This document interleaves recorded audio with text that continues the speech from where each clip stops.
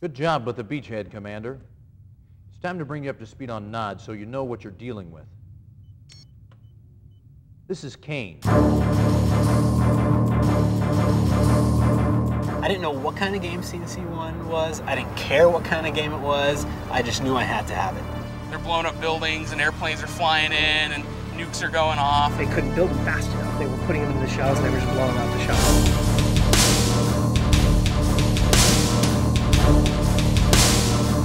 Red Alert was actually an expansion pack. It was so good that they made it a standalone product. It sold blockbuster numbers. Siberian Sun was what the fans were screaming for. You know, to this day, it's my favorite CNC game of all time. What it was like to be the commando in the Command & Conquer universe.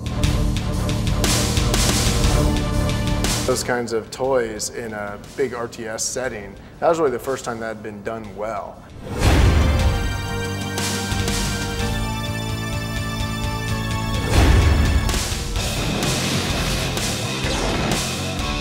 Command & Conquer is all about the combat. Commander. Commander. Commander. Winning feels great. To this day, one of the best strategy games ever made. Hopelessly addicted to the game. The movies tied it all together. We've cornered Kane, and he holds the key to the Siberian riddle. Russia's borders were stretched from coast to coast. We're supposed to be allies, you maniac. The Americans will be ours. God help us all. Command & Conquer is one of the greatest RTS franchises of all time. Blow the hell out of everybody, and I really, really like doing it.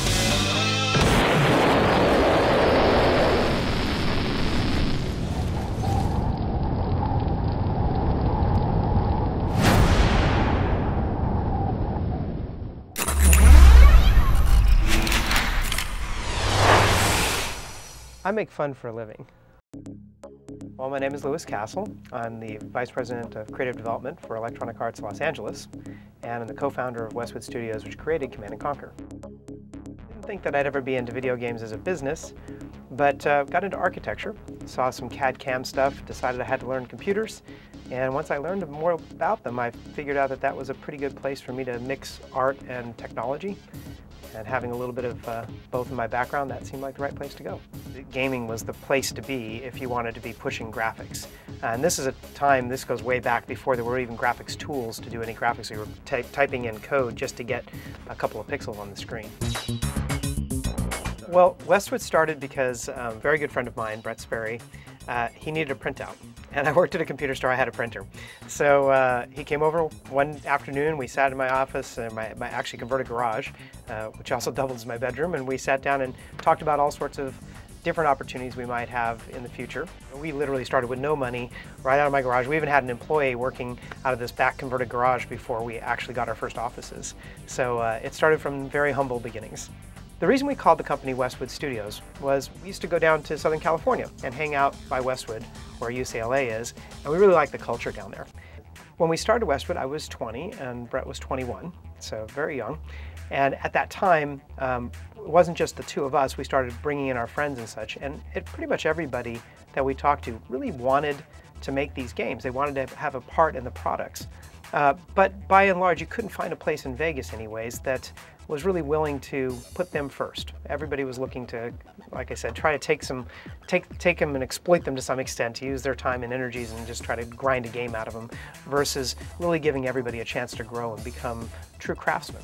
And that allowed a company like ours, which really focused on fine arts and music and the things that we would call now production values, we really saw those as being very important to games. And at the time, that, believe it or not, was pretty revolutionary thinking. Most people really focused on, didn't matter what the game looked like as long as it had the sort of core mechanics to make it fun. We would hire people with absolutely no computer experience at all.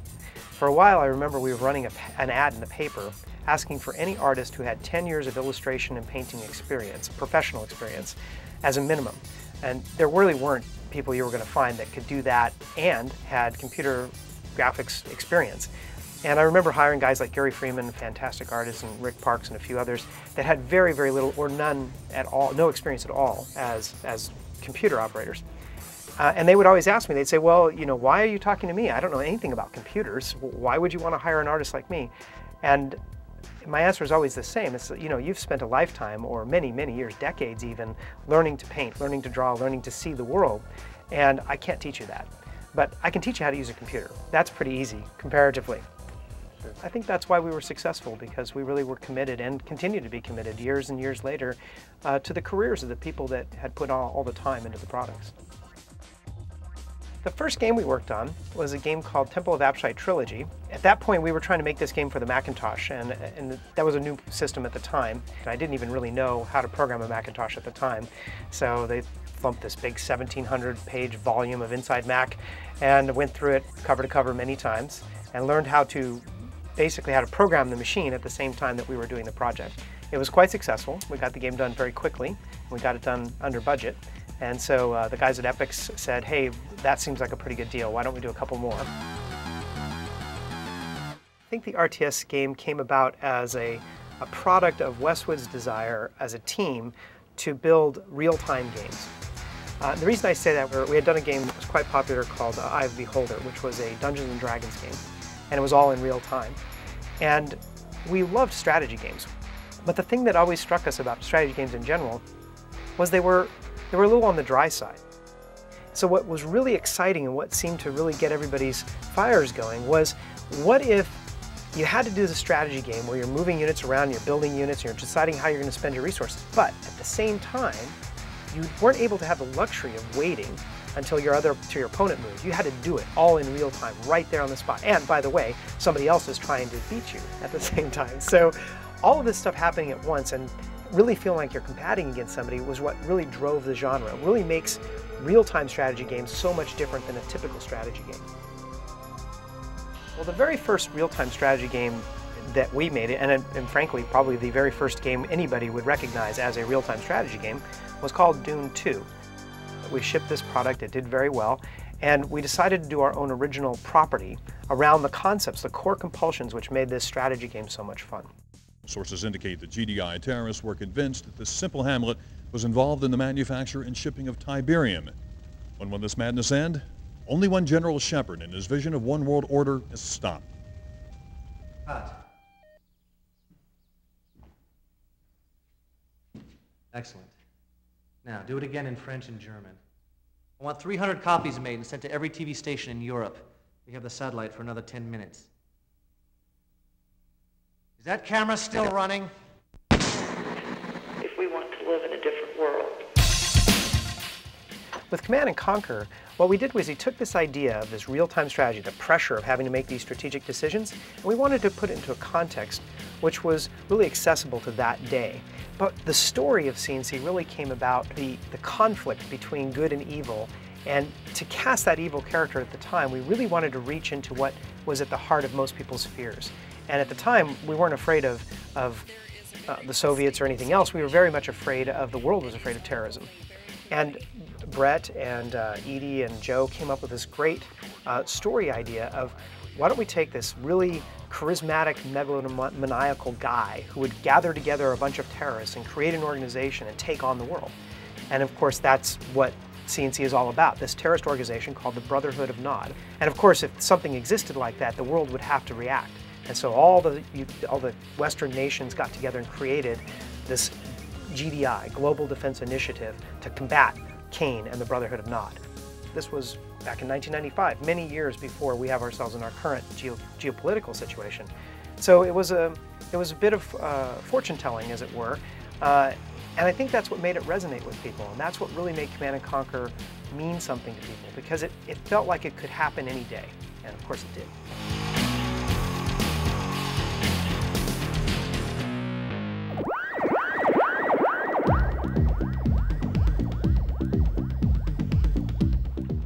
In the creation of the original Command & Conquer, there was a lot of hard days, I guess. You know, there was a couple of years worth of work that went into that product. The boys at R&D have completed preliminary testing on the ion cannon. And so everybody in the company, even the people not working on the product, had a really clear sense that this was something different and something special. So we were inspired, I think, in ways that that you can only be inspired of by just a passion and a love of the business, to really stretch, to really push ourselves. I remember talking to Brett one time about the movies, and he said, well, they have to be full screen, and they have to be full color, and they have to play off a CD-ROM with audio. but you can't do that. It's like, well, we'll just have to figure out how, because that's what it has to be.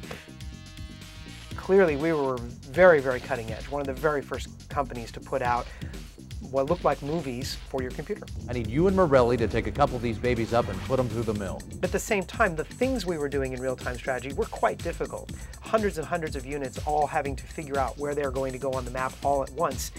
Back in those days, the CPU and the computing power overall just wasn't there. So those were really hard problems to solve.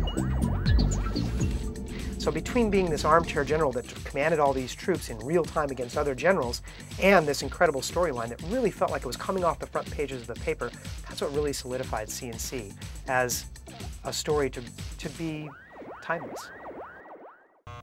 Stand by, I'll link us up. Condition critical. Know why Nod had this beach bottled up? They're protecting a big Tiberium refinery that intelligence somehow missed. We need backup now. There are now more than 200 areas of the Earth affected by Tiberium deposits. And the concept of Tiberium was the need to have some sort of central resource that everybody was fighting over. There had to be this discontinuous event that would suddenly charge up the world and make all this stuff come to a head. Dr. Mobius, tell our viewers just what Tiberium really is. It had to be something that was really unusual, something that would really trigger these world events. And that stuff starts to change the way the planet works. It leaches all the minerals out of the soil and surrounding area and turns into things that you can easily harvest: gold, platinum, nickel, and things like that. So it turns out that there's this gift from heaven, which on the one hand allows you to have a lot of quick profits, but on the other hand it turns out to be quite toxic. And that's the nice dichotomy of Command and Conquer. We have this really sort of heroic figure who turns out to be a villain. We have these people who claim to be trying to do the right things, which kind of feeling a little on the military side, and this never really feeling like anybody's completely right or completely wrong. That coupled with this gift from space, as it were, again, really resonated with people as something that's very unusual. And Tiberium really figures heavily into the world as this catalyst for all these conflicts. And that was why Tiberium was created, was simply to have something to fight over. The possibilities of Tiberium are limitless. Your efforts have landed us here, my faithful friend. The temple is complete, and we are about to embark upon our greatest exploit. When Command & Conquer 1 was shipped, we were only about 60 people, and we were working on 3 projects. So we were doing an awful lot of stuff with very few people. We had put about 3 years of work into that project, and probably about 60 man-years, which was just an enormous amount of effort. And at the time, a lot of people didn't think that the game had a lot of possibilities. We had original forecasts in tens of thousands of units, like 60,000 units, versus the 2+ million that we sold. So it was quite a leap of faith to get that product out. Now, once we actually showed it to the public, once we saw the people's eyes light up, once we saw them playing, I think everybody kind of got a hold of the idea that this is something really different, something special, something big.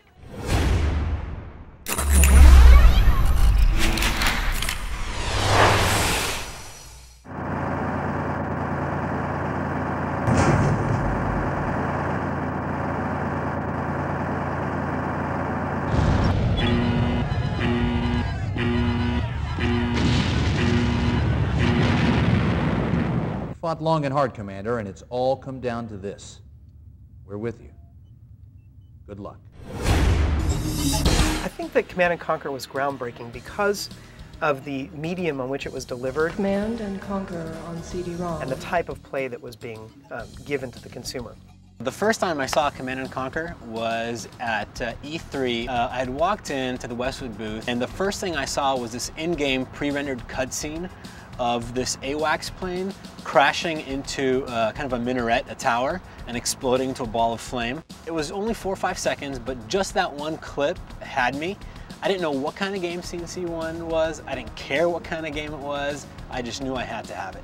I thought it was amazing. I mean, it was like nothing I'd ever seen before. You know, you had tanks and they're blowing up buildings and airplanes are flying in and nukes are going off, and it was this real immersive experience unlike anything you'd ever played on like a Nintendo before. I just loved, grabbing all these tanks at once and throwing them at my enemy and commanding orcas, and and grabbing, soldiers, and, I was in control of an entire army, not just of one person or one car, and that feeling was so great.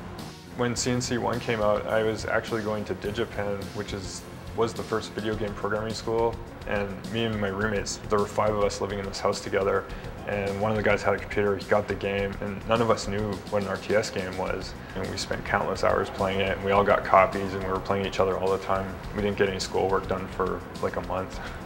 It was awesome.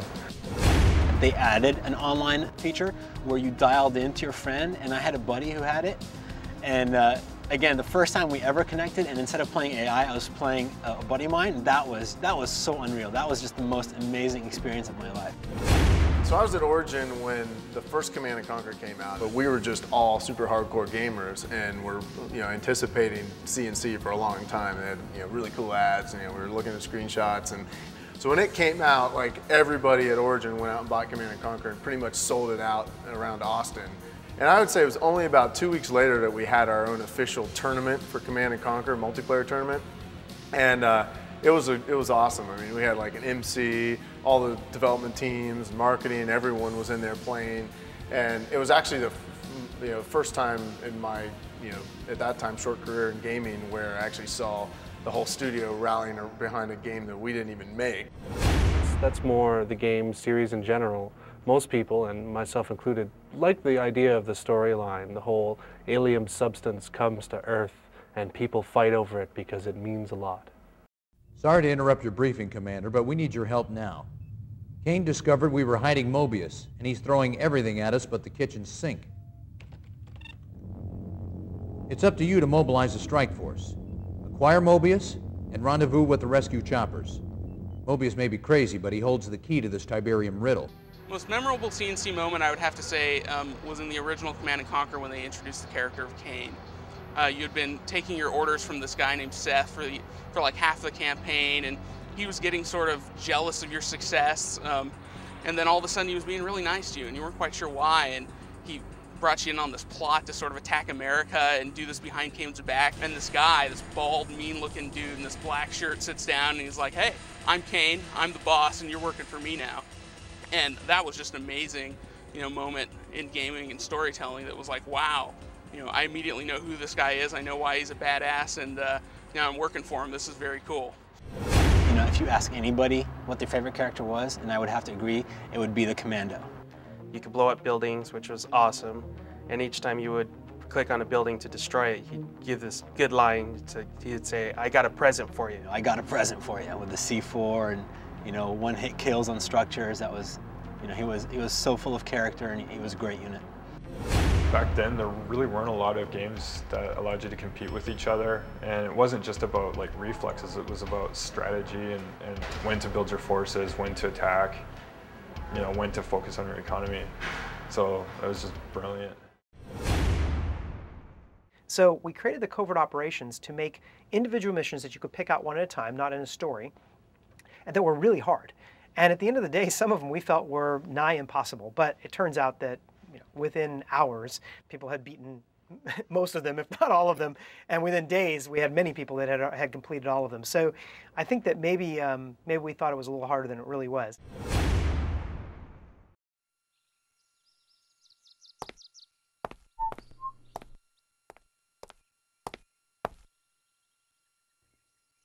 Herr Hitler! Ja, was ist los? Ich habe keine Zeit, hier rumzustehen. Ja, ich verstehe.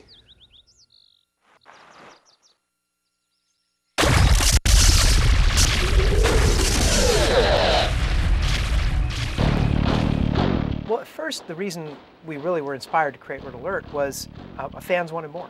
People wanted more Command & Conquer, and we clearly couldn't put the kind of number of years into the product to sort of start from scratch and build a whole new thing.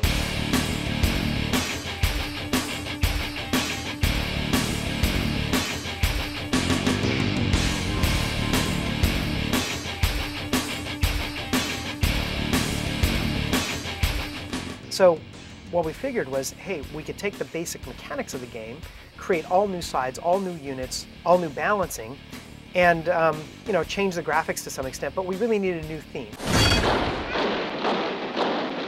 Noble Comrades advance, we will occupy all of Europe within 60 days. Perhaps, but 11 months over schedule. It is vital to our propaganda efforts that we take Berlin before Comrade Stalin's birthday. So Red Alert was the outcome of that.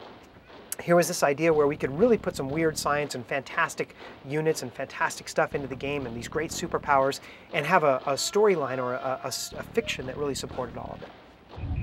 Commander, you did a fine job rescuing Einstein for us. Red Alert was very unique because it was revisionist history. What if World War II never happened? What if Hitler was killed and they had Einstein going back in time and the Soviet superpower, being equal to the US, if not bigger? Russia's borders were stretched from coast to coast. Really, the appeal was the movies that tied it all together. Commander, this is Tanya Adams, a professional volunteer. And it was so funny. It was taking something, a subject matter that could quickly get a little too serious and actually put a really comical twist on it. So you see Tanya being captured and then she gets away and then boom, she's there on the map as this little, couple pixels tall unit. It's like, yes, now I have to blow up this base and kill everybody in it. A lot of people don't know that Red Alert was actually an expansion pack to CNC. And it was supposed to be kind of this alternate kind of Command and Conquer thing, and then they ended up thinking that it was so good that they made it a standalone product. It sold blockbuster numbers. To this day is still a favorite of the series. It's Stalin!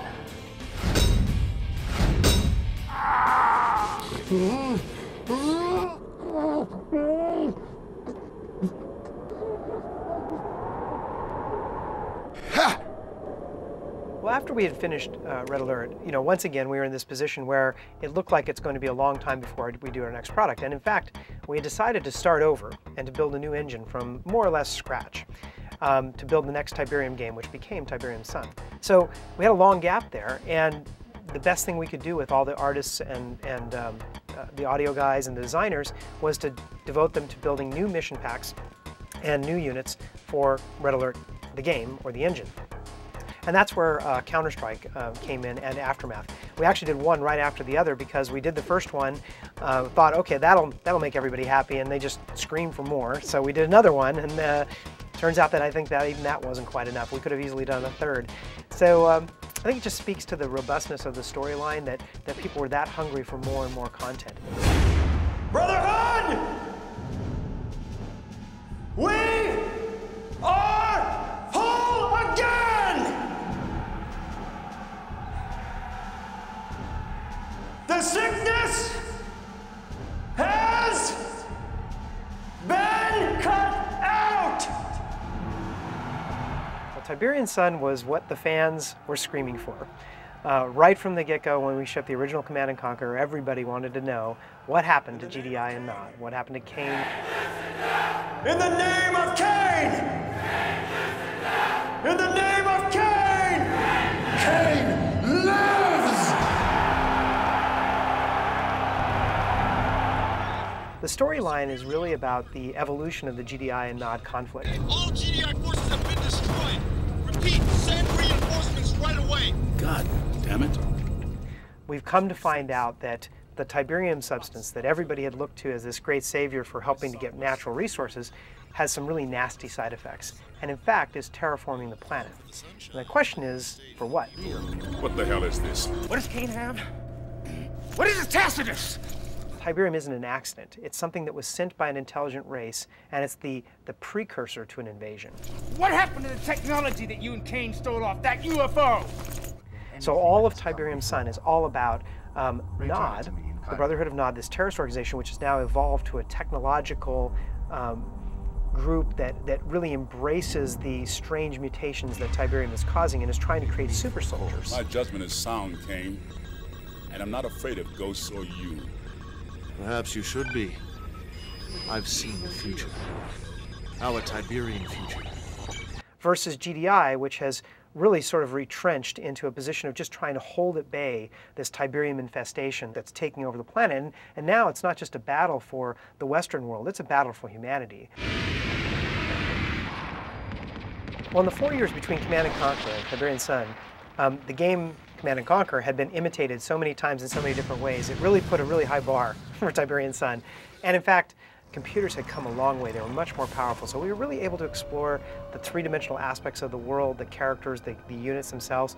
Take tanks that were now hovercraft and you know, the Orca flyers that became Orca bombers and all sorts of cool things like that. Just all this imaginative stuff that came out of the science fiction of the mixture of the alien technology along with these you know, sort of evolution of war machines. So all this stuff put together made for lots of different ways to play and well over double the number of types of units you had.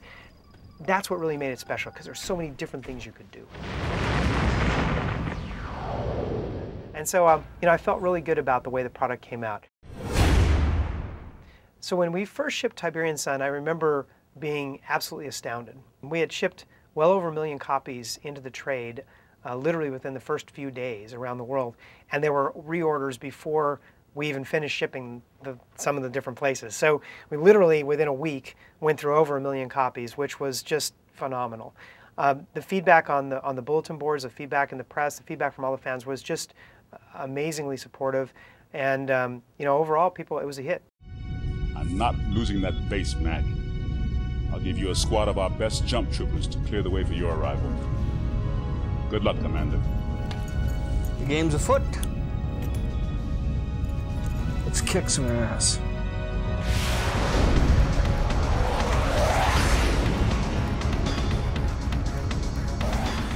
So as we finished up Tiberian Sun and we were working on our next product, and which ultimately became Red Alert 2, we really wanted to make sure that the expansion pack on this product did something a little different.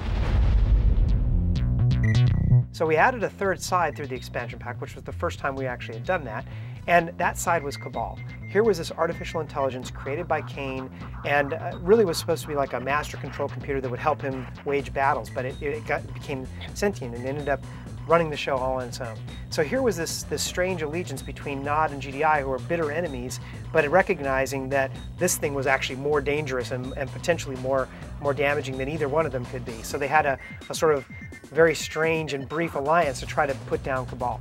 And it made for a great storyline in Firestorm, and some of the missions were the most exciting and the most challenging missions of any of the mission packs ever made for a Command & Conquer game.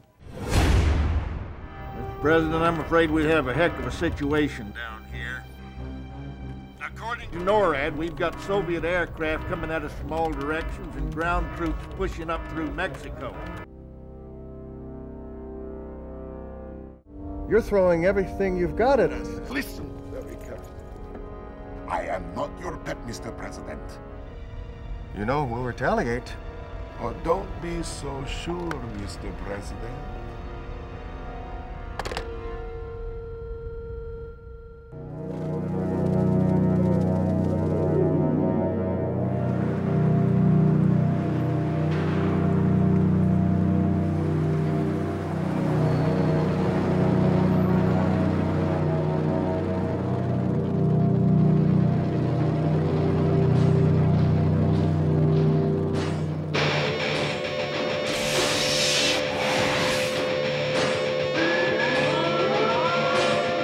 With Red Alert 2, things really got exciting in the Red Alert universe. Not only did we have all the weird science from the original Red Alert, but we had sort of gotten religion, and the guys down in Irvine really outdid themselves to make two sides that were really, really different. And I was just absolutely blown away by it. I was a big fan of Red Alert 1, but this one just took everything that was great about Red Alert 1 and like cranked it tenfold.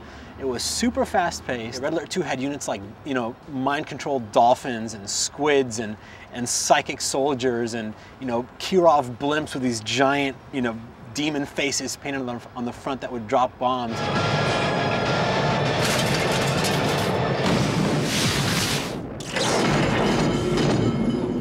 It was just over the top, total B-movie, hammy acting, but it was hilarious, it was great. We really wanted it to be a light, fun type of game rather than a really serious sci-fi bent. Congratulations, Comrade General. See how the American President ducks for cover. This is the actual story themselves, the video, we had really become much better at storytelling. So although it was very campy and very intentionally so, the production quality on the video pieces and all the actors and sets was way above and beyond anything we had done to date. The characters that they got were unbelievably funny, and they were overacted in such hilarious ways. The costumes were phenomenal, the sets and props, etc. They're just such a signature CNC moment. Please stand by, Commander. We have an incoming broadcast from General Carville at the Pentagon. I hope you're rested and ready, Commander, because as of 0800 hours, you are in control of every satellite, base, tank, airplane, enlisted man, woman, and child in the eastern United States. I remember, playing through the single-player missions and just trying to get to any clips of Tanya. General, I hope the commander is up to speed because we don't have time to waste. I'm sure Tanya has every confidence in you, Commander. Oh, you're sure? Well, it's not. She always became my favorite character, and I think it was the first time she said in letter 2, she's like, I got a present for you, and then she, blows up a bunch of soldiers in front of her, and I thought that was the coolest thing ever. Yeah, Tanya, I mean, she's sexy, she's hot. If we don't move fast enough, we'll all become slaves to Roman. The CNC community just goes, goo goo gaga over her. There's nothing worse for a soldier than losing her mind. It played so well. The pacing was so well done. It was so fast paced. All the units were, as close to perfectly balanced as possible. I remember Mark talking about designing high, making sure that all of the game elements really had huge impact. So explosions were never small, they were always big. And a unit wasn't a little bit better, it was a lot better than the last one. Rhino tanks didn't get a bit better with veterancy, they got 3 times better. And all of this really combined to make this sort of frenetic game experience that just exploded onto the screen. This series was all about making decisions in a clutch. And the faster we could make people play, the more we forced them to make decisions with imperfect information and without a lot of time to sit down and ponder it. You either make a decision or you die. Right from the very first moments of Red Alert 2, you knew this was going to be a game that was just going to grab you by the throat and drag you through it. And it's exactly what it did. It was such a good game. I fell in love with that game the moment I saw it. And to this day, it's my favorite CNC game of all time. Red Alert 2 was, I still think to this day, one of the best strategy games ever made. And it was just, this quirky, campy, fun universe tacked onto this just amazing gameplay.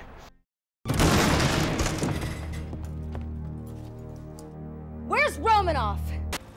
When you're done patting yourself on the back, I have a little proposition for you. The president has invited you, us, to his victory gala at the White House tonight. I thought maybe you'd want to ride. Just listen for the sound of the helos.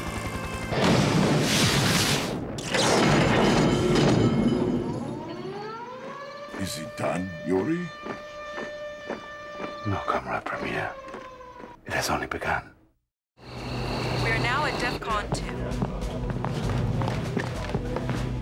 What the devil is going on, Lieutenant?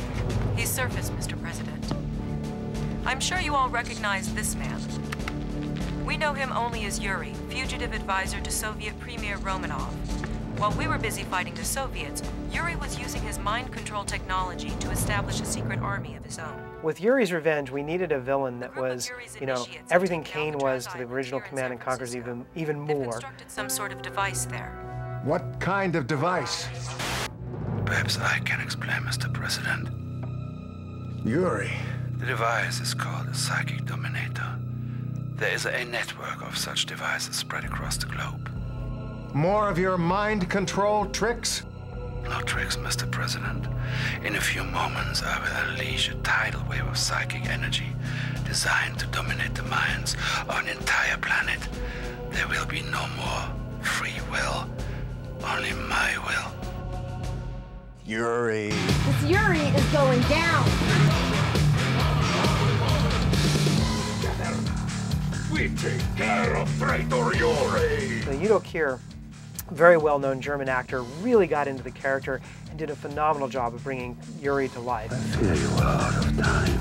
And to this day, he becomes one of the most iconic characters in the entire Command & Conquer universe. Be one with Yuri.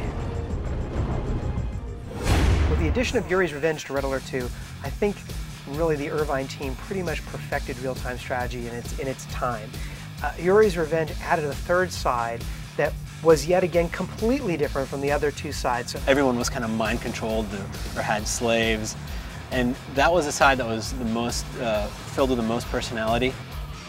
you could explore your character of how you would do your strategy in totally different ways. And these units could combine, the IFVs could actually, you could take one unit and stick it inside another unit and change its functionality. And there were so many different possible combinations that it felt like you were constantly discovering new units that could be used in the battlefield.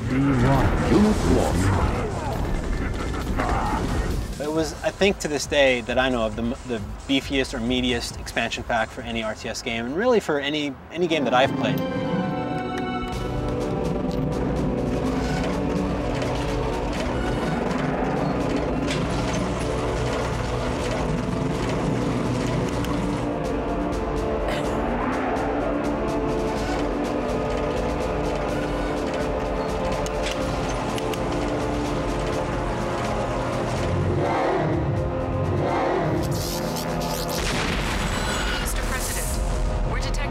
shockwaves of energy across the globe. My God, the maniac's really going to do it. May God help us all.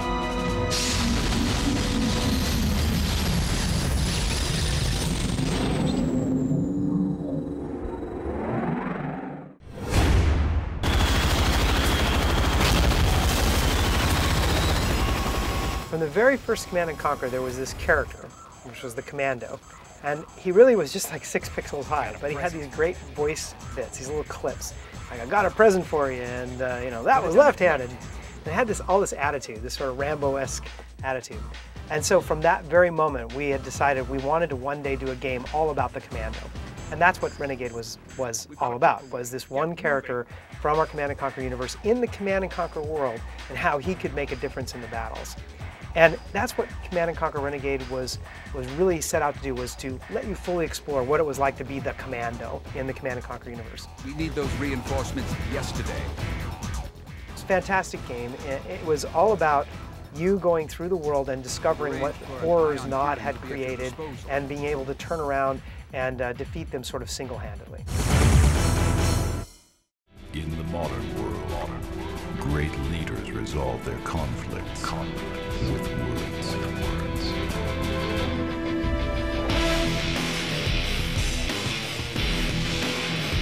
Step launcher.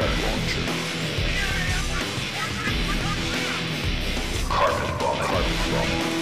In the case of Generals, it was really to take the world of Command & Conquer, the gameplay style of Command & Conquer, and set it in a contemporary warfare theater.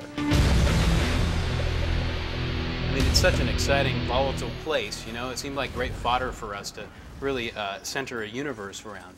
And they were more based on kind of real-life counterparts, Chinese, the Global Liberation Army, United States. And then we, you know, fought over the world that way. It was our first opportunity to bring Command & Conquer as a franchise into the 3D world. Finally, we had 3D hardware that could actually generate these huge cities with shadows and characters and tons of hundreds of units, all battling it all out at the same time.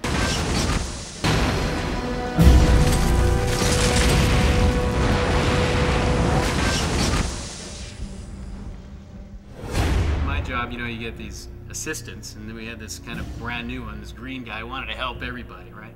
During the development process of Command & Conquer Generals, specifically during the last couple months, everyone would drop what they were doing at the end of the day, and we would play the game in multiplayer mode against each other. We always have tournaments between each other to see who's the best, you know, 1 versus 1 and 2 versus 2 player. I, the lowly QA tester at the time, was playing against one of the senior producers. We have this intense competitive nature amongst the team. It was a real competitive game. But at a certain point, I sort of turned the corner and started to take him out. And we were in the tournament, and I thought it would be great to just page him while I was playing against him. Next thing I know, I hear him on the intercom system of the building saying, "Amir Rahimi, please report to my office." Of course, I'm playing him at the time. So I drop the game, run upstairs, see what he wants, and without taking his eyes off of the screen, he barks some mundane task that he wants me to do the next day. And by the time I get back to my computer, half my face is gone. Generals was kind of cool because it was the first time you really got to play with sort of modern military hardware. Had a twist, of course, but To play with those kinds of toys in a big RTS setting, that was really the first time that had been done well. It was so compelling to us that we decided to really try to tell the entire story from the point of view of the game engine.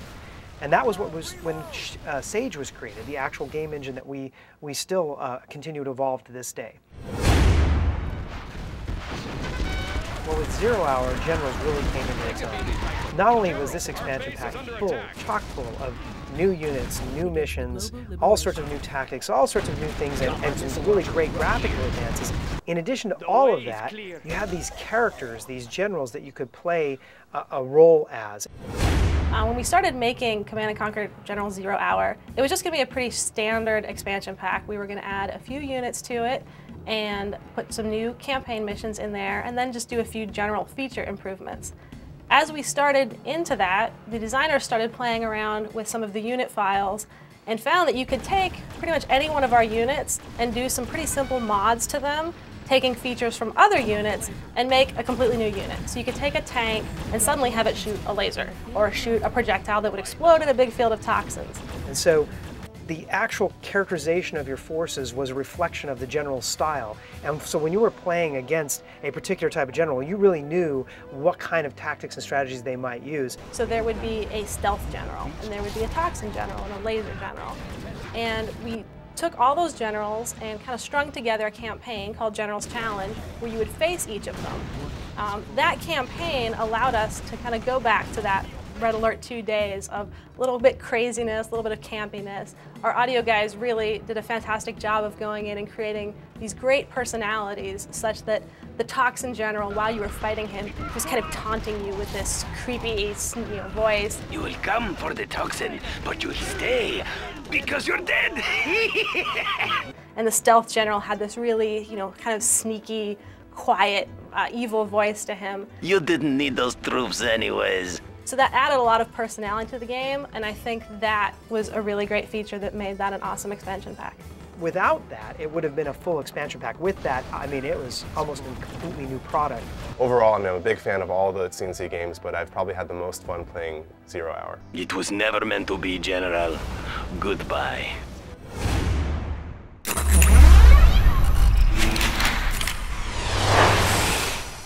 There's been 3 different worlds so far to live under the Command & Conquer name, and maybe there'll be more.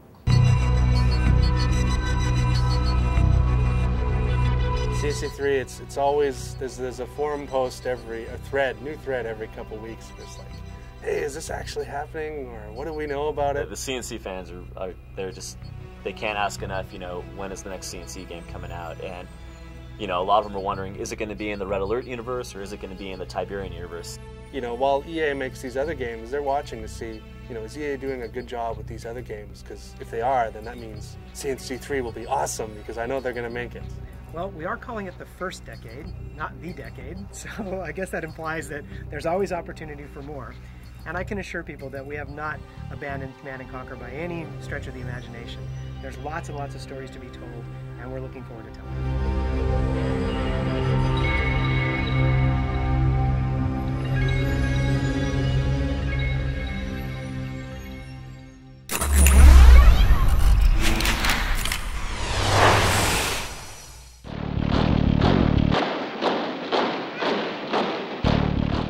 I think from the very first days, we noticed that the CNC community was going to be a big part of this product.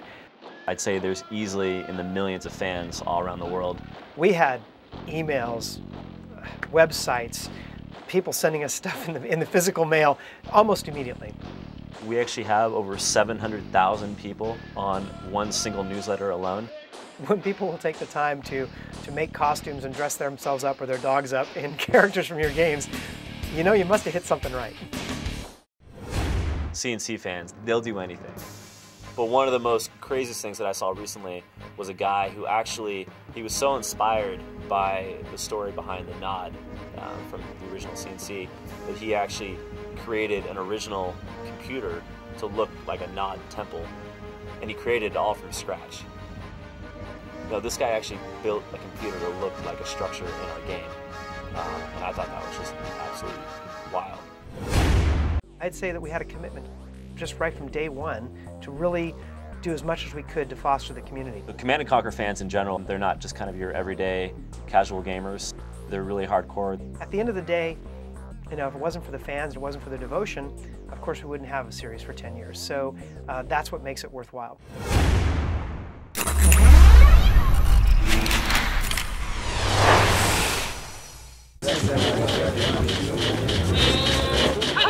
Greetings! We have gathered to celebrate 6 noble filmmakers whose devotion to our beloved Command & Conquer would make Mother Russia proud. Start the show!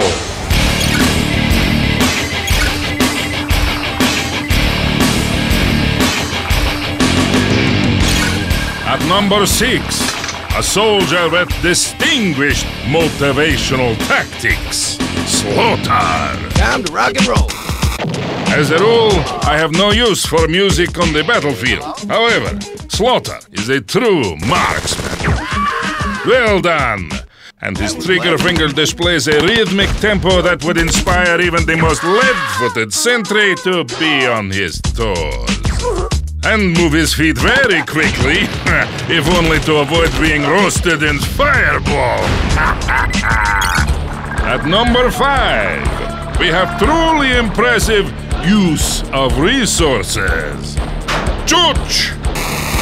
Knowing how to use your credits is critical to success, especially when acquiring combat equipment, like t-shirts, action figures, and a tote bag for mortar shells.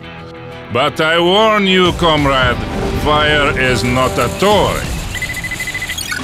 Ah, now we recognize valor above and beyond the call of duty. At number 4, Exotic Gokten. I have seen many good men display their loyalty on the battlefield. Heroes willing to fall on their swords. But it is a rare soldier indeed who can endure the throes of death with such grace. Rest in peace, comrade. We know a little about mind control, do we not?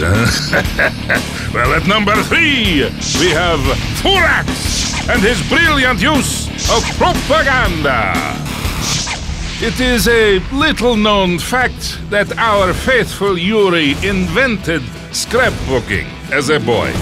It was but a prelude to effortlessly reaching into your mind to control your being. Now, watch closely and you will feel this clever filmmaker slipping a message into your gray matter. Say it with me now. Kicking butt is good fun. Ah, yes. At number 2, we have Pusabag and Jonvi, distinguished by a story that made me laugh and made me cry. Theirs is an epic tale filled with tragedy, a warrior's righteous fury, and even joy. Yes, dancing on smoldering remains of enemy base. Finally, we reach the summit. Our numero uno filmmaker, recognized for best use of equipment, Jonvi Eckhart. I care nothing for Hollywood and its trickery, unless it is used to smash our enemies. This fan used every trick in the book. We were, how do you say, blown away. Now, usually I would make someone pay for this kind of insolence, but that was one wicked, sweet explosion. Nothing warms the heart quite like nuclear fallout. Well, there you have it. 6 films by 6 true fanatics. I applaud your loyalty.